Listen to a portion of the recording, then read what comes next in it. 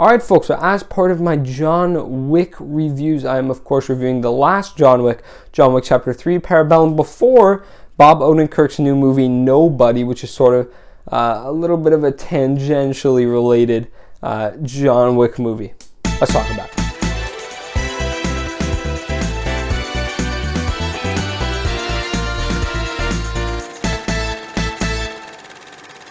I'll say this one picks up right after the last one, and I mean literally right after the last one.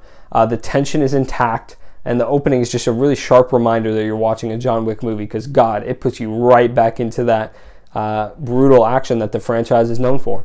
This is basically a given at this point, and it doesn't really need to be stated even, but there's some absolutely fantastic action and choreography, and do I need to say it? I will say it again and again and again after each one of these movies, because it's true, it remains true. It's some great action. I'll say, at least in the beginning, those first few scenes, which are just some of probably the best John Wick content in general, the opening scenes of this film. There's a lot more creativity within the action. You have horse kicks killing people. Some bike fights in this, some motorcycle fights in this film are pretty amazing. The knife throwing scene has to be the standout. If you've seen the film, you know what I'm talking about. But if you haven't, please go watch it just for those alone, to be honest with you, because that's some incredible action. I'll say the adjudicator and of course the high table, I believe was referenced in the previous films, but it does sort of get expanded on here. Very interesting additions to the lore, and in particular the adjudicator, who we see sort of plays a large role in this film, is a very interesting character and concept. And of course, they're obviously going to do more John Wicks. I'm sure they're not in the film Nobody, but when they do future John Wicks, I'll be very happy to see what they do with the high table. Obviously, that's going to be sort of John Wick's last hurrah, and excited to see that. I'll say, the Morocco scenes in this film aren't great. And part of that is, that villain guy, the little Italian guy, I think, the dude who shot the dog, he's a straight up dumbass, bro. Because now he's got John Wick and this other crazy badass lady and her two dogs are fighting everyone. And there was literally not a single reason for him to shoot that dog. He wasn't even mad. He didn't do it out of anger or anything like that. Pure dumb plot point just to get them to fight. And that really bothered me, because, most of the John Wick so far, at least, maybe I'm not paying too much attention, but have had pretty solid writing when it comes to stuff that makes sense. And I'll talk in a bit about consequences following the character of John Wick, but that was just a really dumb decision that stuck out to me. And then again, the Morocco fight scene, sort of in that plaza. This film has multiple extended fight scenes that just go on for a way too long and don't offer too much new, and this is maybe the most egregious offender. I'll talk about the other one that really bothers me in a bit. But this one is just not even the creative stuff is incorporated here. It's really just shooting people, and then the choreography is fine. But again, it's the same stuff. You shoot a guy, the blood everywhere. You turn around, this guy's attacking you now. It really is just the same stuff for minutes on end, and it gets very repetitive. It's not very interesting scenery. All in all, not a great addition. I'll just say John Wick is not a character who's void of consequences, right? Like you might think, because he's literally winning every encounter he's involved in, that he is getting off scot-free. But of course, each film is a thing as a result of his decisions, his actions. And of course, hopefully we will see some sort of, the franchise isn't over, so hopefully we will see it resolve in a way that makes sense and is logical, a logical following with all of his, with all the consequences thus far. But it just gets worse and worse for him, because he keeps digging deeper and deeper. If he had never made that first decision, wouldn't have happened. Then at the end of John Wick 2, he makes another bad decision. That happens. John Wick 3, technically another bad, decision, you could argue. We don't know where John Wick 4 is taking the character.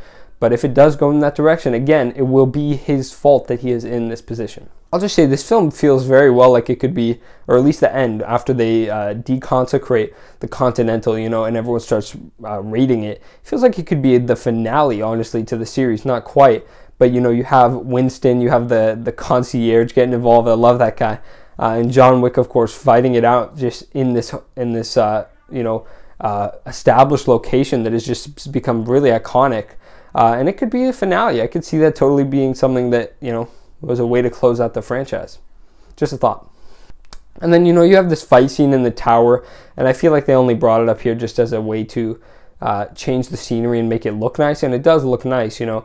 But again, this is another scene that just goes on for way too long, because John Wick fights, you know, a ton of random henchmen, not very interesting, and then he fights this sort of guy who's been a henchman antagonist of sorts, who's really good with swords. I don't really like his character. He cracks some jokes in the film that I just don't think are funny. And out of all the henchmen in the previous films, he's maybe the worst. But in general, that fight scene goes on for far too long. That's inexcusable how long it goes on for. And it feels needless. I really think the fight, just the epic fight in the Continental sufficed, would have been enough, and then they could have gone for the parlay and you could end the film there. The John Wick franchise is obviously very good at doing cliffhangers, because they did it excellently in John Wick Chapter 2, and of course they do it excellently again here. I'm sure you've seen the film if you watched this far in, but John Wick is straight up shot off a building by Winston. I remember seeing this in the theaters for the first time, and I was like, what just happened? Is Winston betraying him? And then obviously, you know, like Winston's trying to, you know, save his skin while also keeping John in the game so that he can come back later as the Baba Yaga and tear the whole thing down. And that's an interesting cliffhanger, interesting place to leave off. And then, of course, the Birdman, Lawrence Fishburne, is alive after being brutalized. And they will presumably take over. Fight against the high table with Winston, with the concierge, with Sophie, I believe is her name, from Morocco, with every character we've met so far, and have a good old time. I'll say that this film, I have more complaints than the previous films. It has some of the worst. I was legitimately bored multiple times throughout watching this film. It has some of the worst moments in the franchise, but the best are just absolutely phenomenal. They topple anything else you have in the franchise. And folks, I just think, you know, as of right now, I'm going to give this film an A, because I think it's balanced enough. It's certainly not the most consistent. If we're talking about consistency, it can't be an A. But I think just in general, when I think of this film, I think of the quality over anything else. And I have to say it's an A. Alright folks, so that is my review of John Wick Chapter 3 Parabellum. Of course, that finishes the John Wick franchise, but I decided to also rank Nobody. If you're watching this when it came out, Nobody is, of course, the Bob Odenkirk film. Should be coming out tomorrow or today. I think today, actually, from when you're watching this, if it came out. And I will, of course, review it and then rank it with the John Wick films, because I figure it should be close enough. And then John Wick 4 comes out next year, so it gives me something to do. I got to rewatch these films and review them for you folks. And I'll just end on this note, you know, because Nobody's coming out, it may not be in the same franchise. It may just be a completely different thing. It's just an action thriller in a different universe. But I do think that while the character of John Wick can't go on forever, and I do wish that his story ends, you know, I don't want to say soon, but I don't want them to go on for it with too long, you know, because I do want him to get a proper ending. I want it to be, because all of these entries have been good so far, right? You can go and check out my other reviews.